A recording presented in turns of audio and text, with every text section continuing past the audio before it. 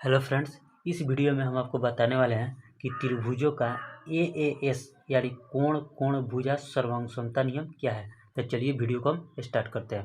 देखिए, हमने दो त्रिभुज लिया है, एक त्रिभुज ए बी सी तथा दूसरा त्रिभुज डी ई एफ में। तो लिखेंगे त्रिभुज ए बी सी तथा त्रिभुज डी ई एफ में।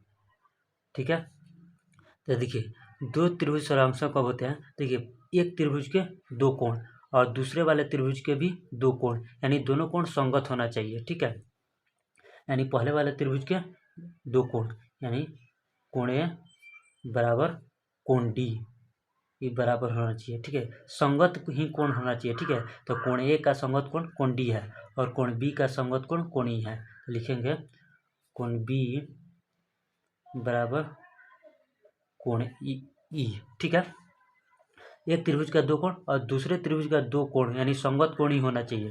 ठीक है, और कोई भी एक भुजा बराबर हो तो हम कोई भी एक भुजा ले लेते हैं, ए सी और डी एफ, यानी ए सी का संगत भुजा क्या है, डी एफ है। तो ए सी बराबर हो जाएगा डी एफ। ठीक है, यानी देखिए ए बी कोण ए और कोण बी से बना भुजा को छोड़कर, कोण ए और कोण बी से बना भुजा ए बी है, इसको छोड़कर बाकी आप कोई भी एक भुजा ले सकते हैं, ए सी या बी सी कोई भी एक भुजा ले सकते हैं। ठीक है, तो कोण ए और कोण डी बराबर होगा और कोण बी और कोण ई बराबर होगा, संगत कोण से बराबर हो जाएगा, और ए सी और डी एफ यानी ए सी का संगत भुजा डी एफ है। ठीक है, तो ये हो जाएगा,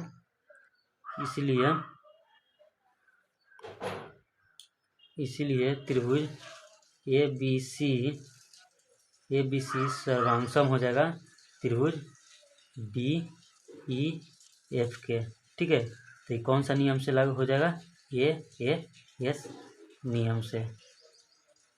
ठीक है, ए एस नियम से सर्वांगसम हो जाएगा, यानी एक कोणी और दूसरा कोणी यानी ए हो गया और ये एक भुजा एस हो गया।